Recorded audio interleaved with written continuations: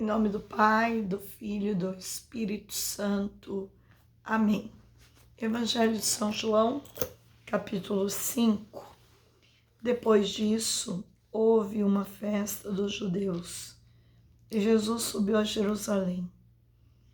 Há em Jerusalém, junto à porta das ovelhas, um tanque, chamado em hebraico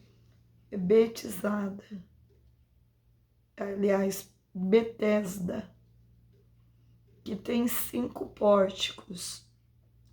Nesses pórticos jazia um grande número de enfermos, de cegos, de coxos e de paralíticos,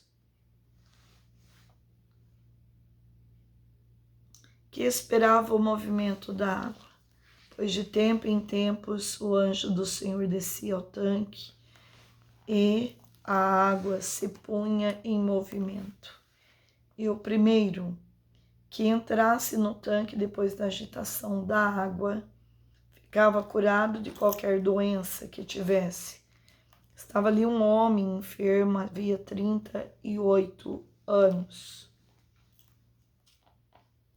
Vendo-o deitado e sabendo que já havia muito tempo que estava enfermo, perguntou-lhe Jesus: queres ficar curado?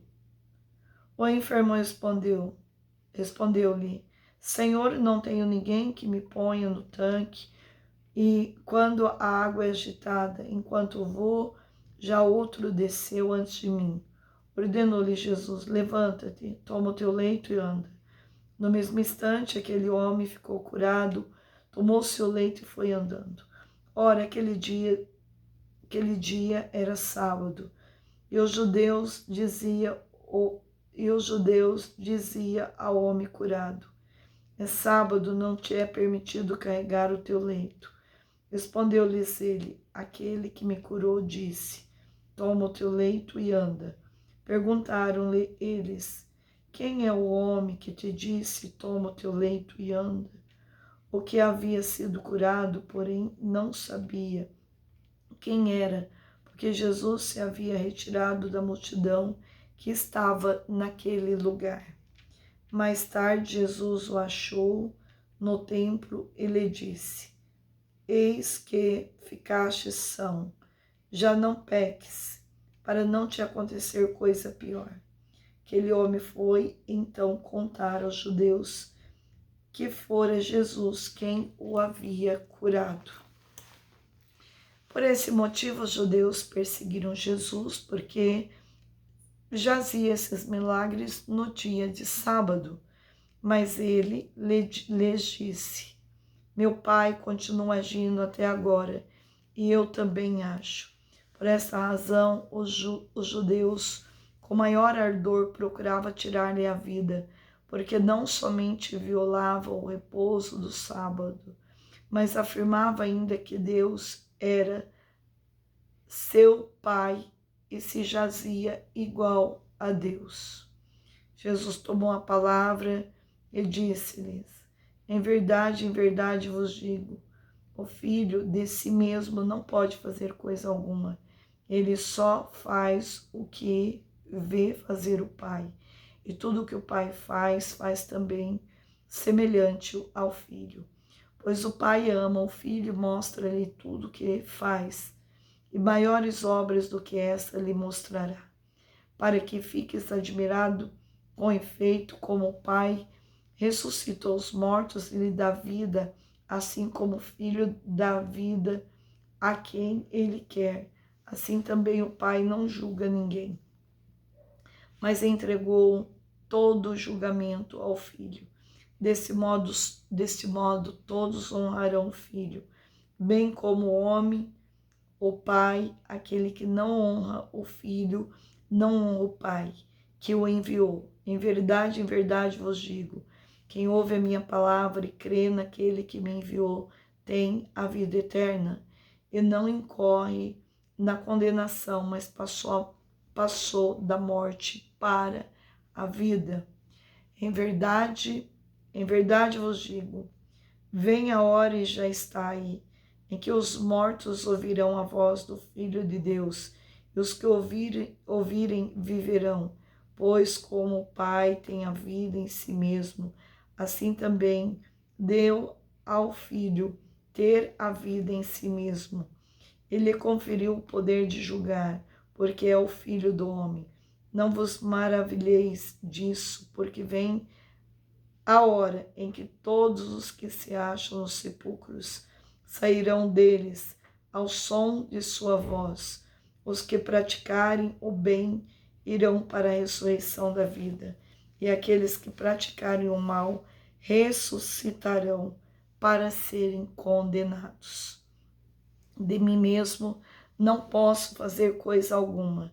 Julgo como ouço, e o meu julgamento é justo, porque não busco a minha vontade, mas a vontade daquele que me enviou. Se eu der testemunho de mim mesmo, não é digno de fé o meu testemunho. Há outro que dá testemunho de mim, e sei que é digno de fé o testemunho que dá de mim. Vós enviastes mensageiros a João, ele deu o testemunho da verdade. Não invoco, porém, o testemunho de homem algum. Digo-vos estas coisas, a fim de que sejais salvos. João era uma lâmpada que arde e ilumina. Vós, porém, só por uma hora quisestes alegrar-vos com a sua luz. Mas tenho maior testemunho do que o de João, porque as obras que meu Pai me deu para executar, estas mesmas obras que faço, testemunham a meu respeito que o Pai me enviou. E o Pai que me enviou, ele mesmo deu testemunho de mim. Vós nunca ouvistes a sua voz, nem vistes a sua face, e não tendes a sua palavra permanente em vós, pois não credes naquele que ele enviou.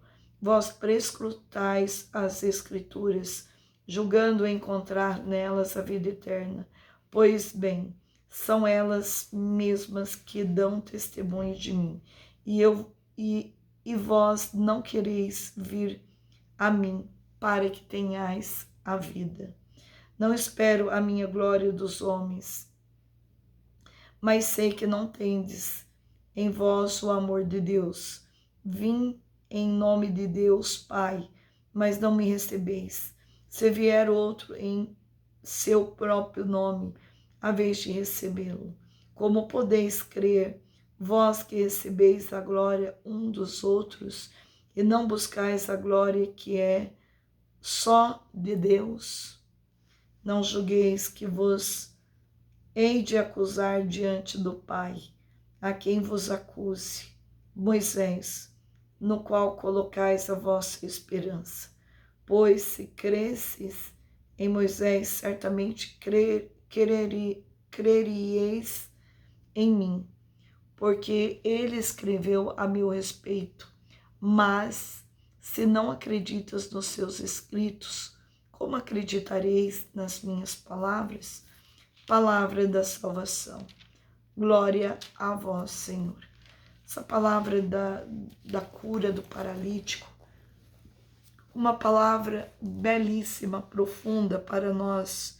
Veja, 3 festas sagradas exige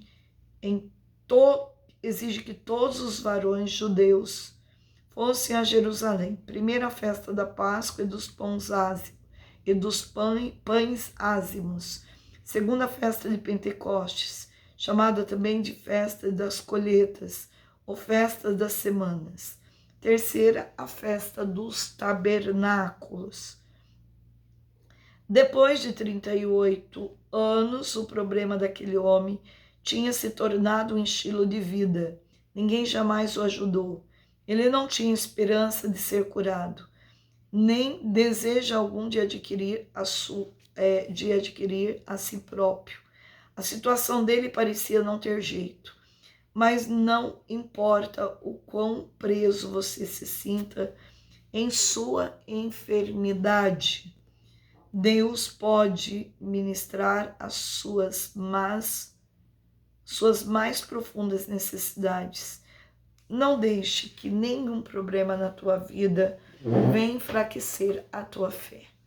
Talvez assim como esse rapaz, né, a cura do paralítico que estava 38 anos ali esperando alguém que o colocasse ali dentro e ninguém colocava. Às vezes tem muitas pessoas que estão assim também. De acordo com os fariseus, carregar o leito no sábado era um trabalho, portanto, carregar o leito no sábado era um trabalho, portanto, era proibido. Isso não infringia a lei do Antigo Testamento, mas infringia a interpretação dos fariseus em relação aos mandamentos de Deus, que dizia: lembra-te do dia do sábado para o santificar. Êxodo 20, versículo 8. Esta era apenas uma das centenas de regras que os fariseus haviam adicionado às leis do Antigo Testamento. Um homem que não andava há 38 anos havia sido curado.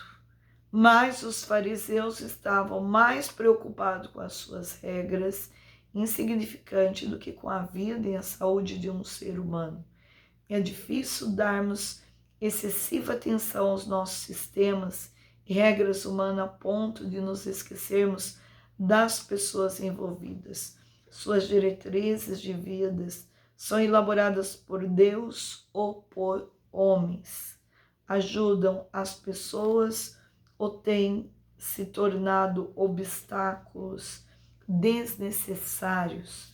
Aquele homem coxo ou paralítico teve um encontro com Jesus. De repente, podia andar. Este era um grande milagre, mas ele certamente necessitava de um maior, ter os seus pecados perdoados. O homem estava muito contente por estar fisicamente curado, mas precisava afastar-se de suas iniquidades e buscar o perdão de Deus, a fim de que fosse espiritualmente curado. O perdão de Deus é o maior presente que você certamente receberá. Não negligencie a sua dádiva bondosa. Os líderes judeus viram um milagre poderoso de cura, mas segundo a sua interpretação, sua importante lei fora violada.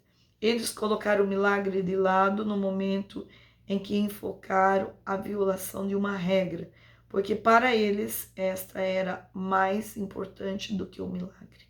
Deus está pronto para operar em nossa vida, mas podemos excluir as suas maravilhas, limitando as nossas opiniões a respeito de como ele opera.